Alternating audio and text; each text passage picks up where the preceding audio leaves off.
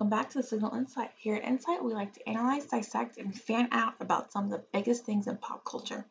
My name is Emily Wolfe, and I'm the executive editor of The Signal and the producer of this podcast. Today, I'm here by myself because I really want to dive in deep into the biggest album of the year without getting focused on any other kinds of distractions or side conversations. I want to do an in-depth analysis of each track. There's 18 tracks. It would be a lot. So, our topic today is Taylor Swift's seventh studio album, Lover, and I'm completely obsessed with this record. As a long-time diehard Swiftie, this is the kind of album I have been desperate for her to release. In all honesty, it's probably my favorite so far, but that just might be the recency bias, and my favorite is actually So Red. Who knows? It will probably take me until Taylor Swift 8 or TS8 to make that distinction. So on first listen, this album is very 1989, but with added maturity, authenticity, and freedom. The 80s inspired synth combined with Swift's ever modern lyrics allows for this album to be completely unique, which is a rare feat in today's pop music society, where the majority of the music sounds like they were all produced at the same time, regardless of any of the unique qualities of the artist. I'm not like trashing anyone or anything. It's just there's like a few producers that's producing all the music right now. A lot of fans have been describing this album as a perfect mix of Speak Now and Red in 1989, and I do agree with that comparison. Like I said earlier, this album has a lot of that same 80s inspired synth as 1989, but its thematic composition is much closer to Speak Now in terms of wide-eyed romantic overtone. However, if I personally had to compare it to a previous album, it would be Red, simply because it acts like a mirror image of that album. A lot of the songs are very similar, and she references Red a lot in this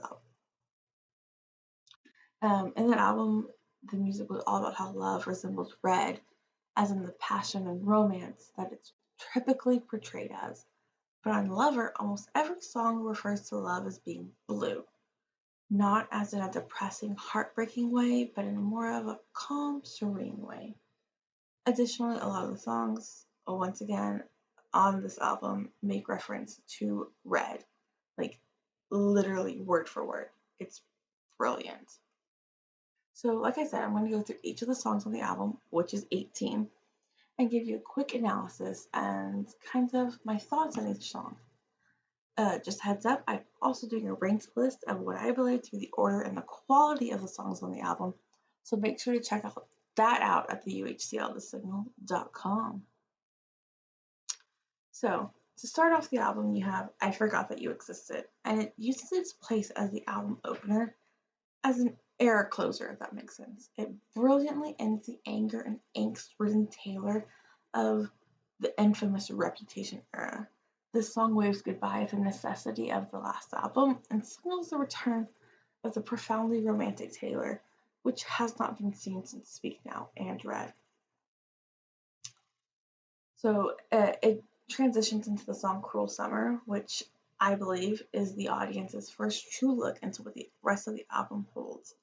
It's a very traditional Swiftian song about a failing relationship, but it's somehow undeniably romantic and earnest. I personally feel the song should have been the lead single. It just fits the album much better than Me. It's a fresh and familiar song that leaves you wanting to hear more. The third song on the album is probably one of the best songs, honestly. It's called Lover, and basically you have to love her or you hate her, but you can't deny that Swift is a strong lyricist, and this song is no exception. The bridge is seriously one of the best parts of this album. It's the most romantic song on the album that Taylor Swift says herself is her most romantic yet. It's just, I feel like this is going to be every Swiftie's wedding song. Like, there's going to be so many people's first dance is going to be to Lover. The Man is the fourth song, and it's really, really fun. And Taylor herself has said the song started out as a writing exercise that turned into a really fun song. So basically, on the man, Taylor is showing off her growth because it's a self-reflective bop that has Swift refusing to apologize for her good decision to power moves. It's honestly, it's the punch in the patriarchy anthem that never stops being timely, no matter how much we want it to be. It's really fun. It name drops Leonardo DiCaprio. It's great. It's great. So after the man, you have the Archer. And I'll be honest, after the first two songs that Taylor released from this album, I was hesitant for the rest of the album. I wasn't quite sure what would happen, and then she released this song as a promotional single, and I think I died. JK. But this song is more a poem about self-reflection and self-awareness than it is a song, and that's what makes it so moving. While it is still one of the weaker songs on the album, it's still really, really good.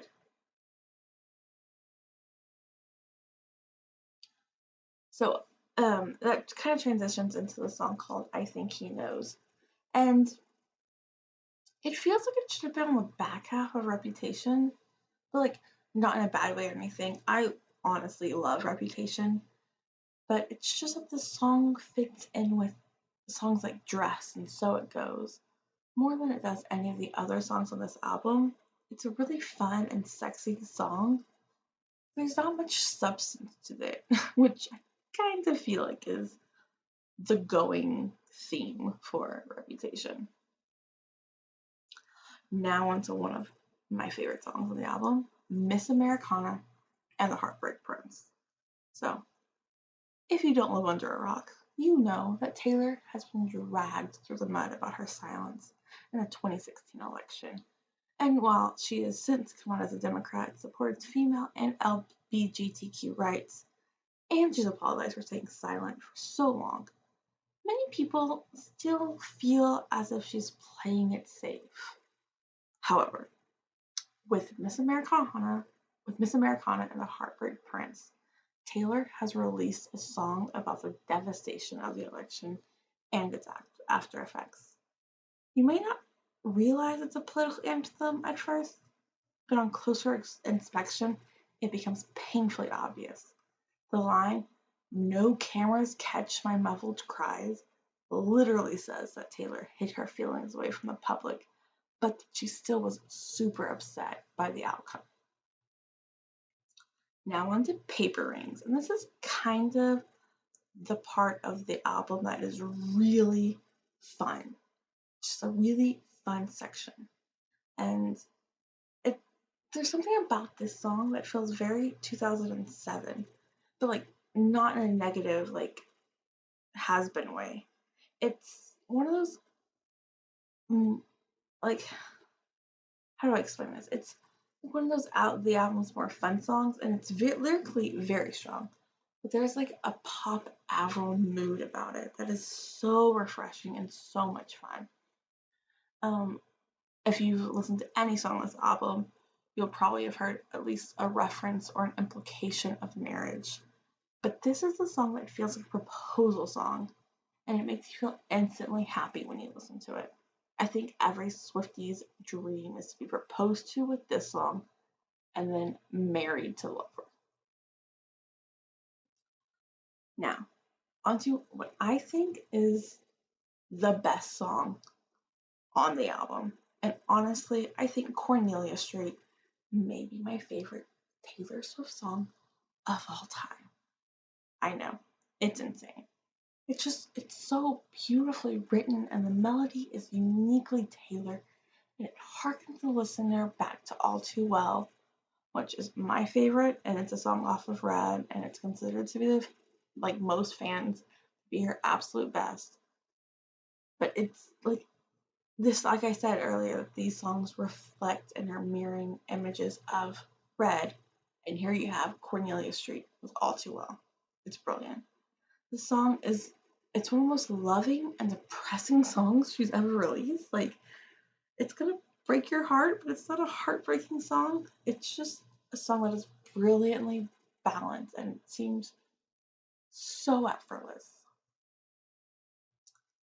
So after Cornelia Street and you're basically all in your feels, you'll get hit with Death by a Thousand Cuts. So if you've seen Someone Great, which is a Netflix film, you can clearly see where the inspiration for this song came from. The film stars Gina Rodriguez as a career woman whose long-term relationship falls apart in like an organic way, but those feelings don't go away overnight. It's a really great film. You should watch it. But it really does reflect the tone of the song, which is a beautiful and broken goodbye to the love of your life. Ugh, your emotions are basically over with, and thankfully, Taylor comes and rescues you with London Boy. So, while much of this album is inspired by Taylor's relationship with actor Joe Alwyn, none of the songs are more so inspired by him than London Boy. While Taylor is a fan of mentioning her love of New York City in her music, London Boy shows that she's ready to move on to the British capital, and you feel her fall in love with this historic city, and it feels so modern and so young and so fresh, and just so happy. But that Idris Elba lead in, it honestly makes the song 100 times more enticing because Idris Elba. So now that you're in your feels, and now you're kind of upbeat because you got London Boy. Now Taylor's going to depress you with Soon You'll Get Better. First, this is technically new Dixie Chicks music.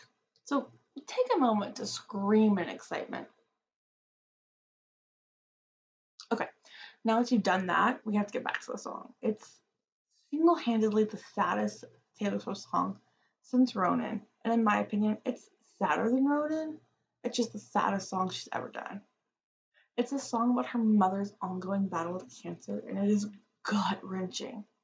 This song feels like a country song, but it doesn't interrupt the album flow in any way, which is really kind of hard to do when your main sound on the album is 80s synth. It's just a testament to Taylor's genius, to Dixie Chicks' genius. It's just genius. So now that you've basically cried off all your makeup you've ever worn in your entire life, Taylor's gonna hit you with False God. And honestly, on the first 5 listens, I really didn't care for this song. It's got this jazz synth vibe, which is unique, but really odd. However, I kind of found myself getting this melody stuck in my head, and more so than any other song off the album. So now I'm obsessed with it. It's very questionable, I'm not gonna lie. So it's very much unlike a traditional Taylor Swift song. The strength of the song actually lies in the chorus instead of the bridge or the verses, which is kind of known to be her weakest area. Okay, so now to You Need to Calm Down. And I kind of calmed down around this part of the album, I'm not gonna lie. Because there's nothing wrong with the song per se, it's just not up to the caliber of the rest of the album. It's a fun pride anthem that gives a shout out to the GLAAD organization. It reiterates Taylor's beliefs and contains what I think is a nod to Billy Porter's fantastic Christian Siriano Oscar gown. Guys, Google it. It is fantastic. It's just a fine song. It just feels a little childish. I don't know. It's a song. So while you're kind of slugging your way through that song, you're going to get to Afterglow. And trust me, it's worth it to get to Afterglow. So not since Back to December, which is from, I'm pretty sure Taylor Swift's 3rd album, has Taylor accepted blame in a way that isn't snarky or shady. Reputation. But here in Afterglow, you see Taylor begging her lover for one more chance. She knows she's messed up and that she's probably going to do it again, but she doesn't mean it. It's just her feelings are so strong. It's one of the most mature songs we've ever heard from her, and you feel like it's a sincere apology. You feel where she's coming from. But it's just she gets wrapped up in her own emotions in her own head, and she says things she doesn't mean. And I know personally I do that all the time. There's not really a standout lyric or melody from the song, it's just a really solid track. And then you're gonna get to me. See, I'm a big fan of Panic at the Disco, so when I heard she was doing a song with the Brendan Urie, I was ecstatic. But you think with Brendan Urie on the song, it would be a lot better than it is. But here we are. Yeah, I mean, Taylor carries on the tradition of the first single being the weakest song on the album. Don't at me. But, like, don't get me wrong, I love this song, but only because if I don't, I think I'll lose my Swiftie status. It's probably my least favorite song she's ever done. Love you, Taylor. So, then you get to what I find to be the most questionable song on the album. It's called It's Nice to Have a Friend. And if a song had to be cut from the album, it should have been this one. Not that it's a bad song, just a little too experimental for this album. It's a really sweet song with some really strong lyrics, but it just doesn't fit the whole aesthetic of the album. It feels like it doesn't feel like she's singing. It feels like, I don't know, like a very kid song, like you learn in like third grade music class. I mean, maybe it's a hint for what to expect from Taylor Swift's age. She usually does this on her albums, but it doesn't serve a purpose otherwise. I mean, it's a much better song than Me or You Need to Calm Down, but at least those help to further the thematic message. Whereas this one, I'm still very confused. Maybe I just need Taylor to explain it to me. Finally, we've come to our last song. And you're probably like, okay, the album started off strong, it got really strong in the middle, it's kind of gone down towards the end, but then you're hit with Daylight. And Taylor has always known how to close out an album brilliantly, and Daylight is no exception.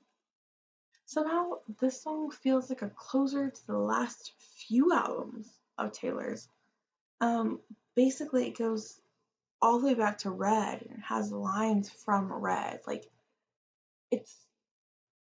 there's this finality about it that makes me, like I said, a true Swiftie.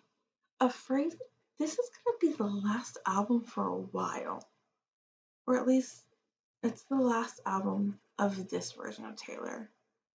And while you can tell in the song she's incandescently happy, it's extremely unnerving. And until I have a date for TS8, I don't know if I'll ever enjoy this song. Like I said, it's a really good song. A really good song. And it would have been the title of the album if Taylor hadn't written Lover. But I don't know. Maybe I'm just a little nervous. Well, that's it for my insight into one of my favorite albums at the moment. And honestly, maybe one of my favorites of all time. So make sure to check out UHCLthesignal.com for all our pop culture content and let us know what songs you are feeling. Top 3 for me at the moment have to be Cornelia Street, always, Miss Americana and the Heartbreak Prince, and Cruel Summer. Thanks so much for listening, and have a great day, guys.